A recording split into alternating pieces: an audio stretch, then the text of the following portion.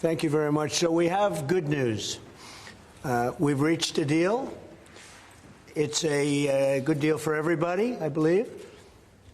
And I think you were saying this is probably the biggest deal ever reached in any capacity, trade or beyond trade. It is.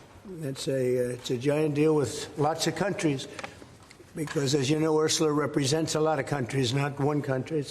It's not easy for you. It's because a lot of very different countries, great countries, but some are strong with cars, some are strong with agriculture, some are strong with both, right? You have a lot of different factors. So we're going to do the following. The European Union is going to agree to purchase from the United States $750 billion worth of energy, $750 billion worth of energy. They are going to agree to invest into the United States $600 billion more than they're investing already. So they're investing a large amount of money. You know what that amount of money is. It's very substantial, but they're going to invest an additional $600 billion. They're agreeing to open up their countries to trade at zero tariff. So that's a very big factor. Opening up their countries, all of the countries will be opened up to trade with the United States at zero tariff. And they're agreeing to purchase a vast amount of military equipment. We don't know what that number is, but it's the good news is we make the best military equipment in the world, so sort of you have to do that. I mean, until somebody tops us, which is not going to happen. We're way ahead of every other country in terms of the quality of the military equipment. You saw that recently in Iran, and you see that, unfortunately, you see that often for all the wrong reasons, right? So those things are $750 billion, $600 billion, opening up the country. We are agreeing that the tariff straight across for automobiles and everything else will be a straight across tariff of 15%. So we have a tariff of 15%. We have the opening up of all of the European countries, which I think I could say were essentially closed. I mean, you weren't exactly taking our autos, you weren't exactly taking our agriculture, and then you would have smaller things, but for the most part it was closed. And now it's open. It's open for our companies to go in and do a good job with it. I think you'll like them. I think you'll like it. And we will, very importantly, they'll be investing a lot of money, but the military is a big number, but that's one number we're not determining. It's going to be whatever it is, but they're going to be purchasing hundreds of billions of dollars worth of military equipment. They're very important. They're going to purchase $750 billion worth of energy. So that's going to be great. And $600 billion worth of investments into the United States over and above what they have. So, and I think that basically concludes the deal. I mean, those are the main factors. I don't think there are too many other factors, other than we're going to get along great. And we have a great relationship now with NATO, which is largely the same. I mean, not exactly, but pretty close, right? Largely. And with NATO, as you know, they're going up to 5% from 2%. And the relationship is very strong with NATO. So I just want to congratulate you. I think it's great that we made a deal today instead of playing games and maybe not making a deal at all. I think it's, I'm going to let you say, but I think it's the biggest deal ever made. Thank you very much. Thank Congratulations. You very much. Thank you.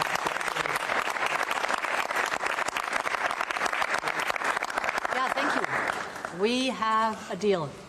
We have a trade deal between the two largest economies in the world. And it's a big deal. It's a huge deal. It will bring stability. It will bring predictability. That's very important for our businesses on both sides of the Atlantic. It's 15% tariffs across the board, all inclusive. The investments Mr. President just described that going to go to the United States and the purchases over there. Indeed, basically the European market is open. It's 450 million people. So it's a good deal.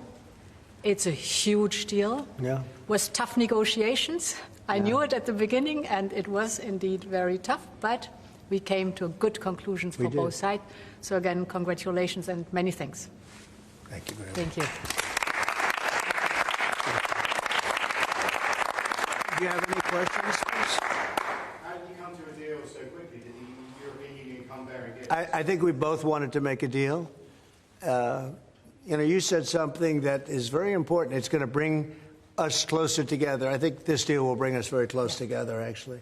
Sort of, it's a partnership in a sense, but it's a very good point, and it's something that's very important. But was there one issue that needed to get over the hurdle? No. We had 4 or 5. No, not pharmaceuticals. I mean, we're going to be, as you know, a lot of companies are coming into the U.S., and that's unrelated to this deal. But it's, I think we you know, this didn't just start today. We had a meeting. I wasn't sure. I said 50-50. I think you probably felt the same thing. But this started months ago, this negotiation. So we knew pretty much what we were getting into, and we were able to make a deal that's very satisfactory to both sides. So it's a very powerful deal. It's a very big deal. It's the biggest of all the deals. It will be the biggest of all the deals. So we're very honored to have done so, and your staff has been fantastic, and they worked together long and hard. They worked hard and long, and many thanks to the teams on both sides. There was, as I said at the beginning, a heavy lifting you had to do, but many thanks also for the talks we had many times on the way to our goal. And now we made it, and that's good. It's really good. Anybody else? Yes, ma'am. I have a question for the EU Commission President. What are the U.S. concessions? What is the U.S. giving up in the deal, if anything? So the starting point was an imbalance, a surplus on our side and a deficit on the U.S. side. And we wanted to rebalance the trade relation. And we wanted to do it in a way that trade goes on between the two of us across the Atlantic, because the two biggest economies should have a good trade flow between us. And I think we hit exactly the point we wanted to find. Rebalance, but enable trade on both sides, which means good jobs on both sides of the Atlantic, means prosperity on both sides of the Atlantic, and that was important for us. And again, the energy is a very important component, because we have more energy than anybody else in that sense. And I think it was very wise that they buy a lot of energy, and it's great stuff, and it solves a lot of problems. So that was a great decision, I think. What about steel? What are you guys doing? On what? Steel. Steel is staying the way it is. The steel and aluminum, et cetera, that's a worldwide thing. That stays the way it is. We have Chips? Did you discuss that as part of the agreement? Chips? Chips is, Howard, you might want to describe the chips, please, if you would. Well, the expectation is in 2 weeks' time we're going to come out with our chips 232, and that was one of the key reasons that the European Union came to talk to the president to try to resolve all things at one time. And well, I'll let you wait for the 2 weeks until you get to announce your plan. But we are going to be bringing chip manufacturing back to the United States of America. We'll be doing a lot of chips. A lot of companies are coming in from Taiwan and from other places into the U.S.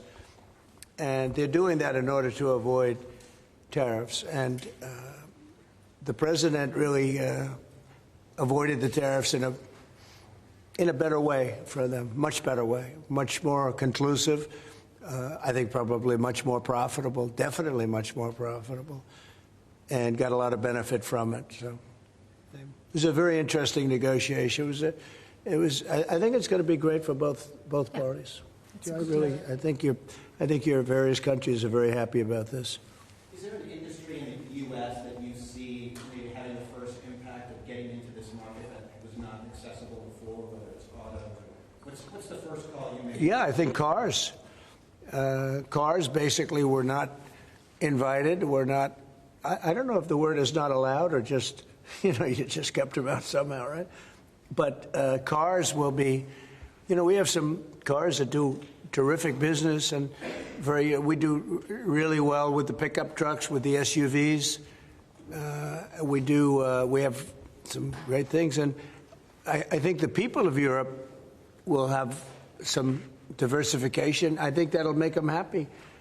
So I think maybe cars would be the one that would go the biggest, and the second would be agriculture, the farmers.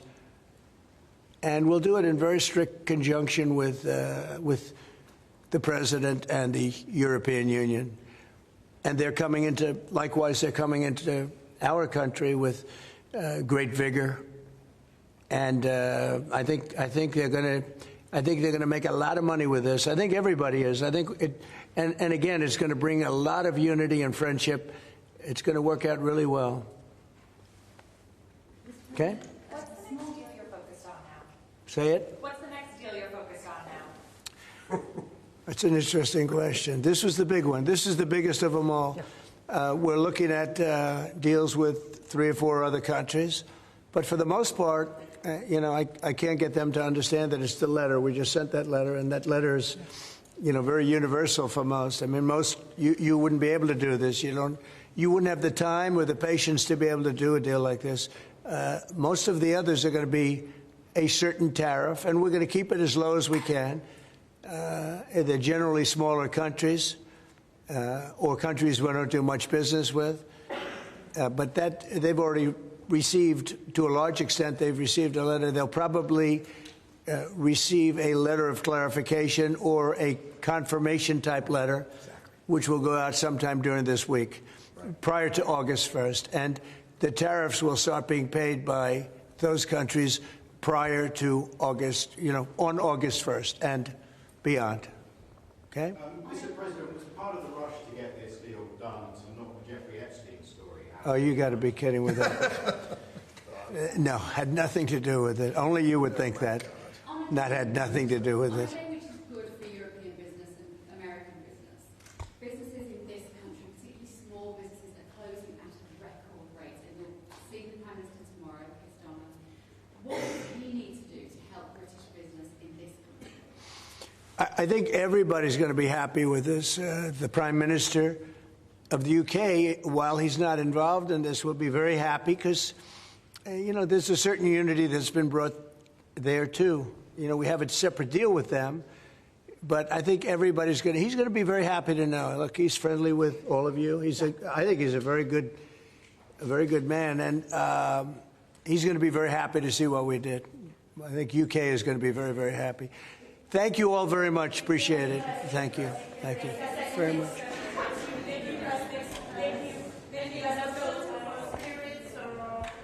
Essentially not that we can think of. Thank you.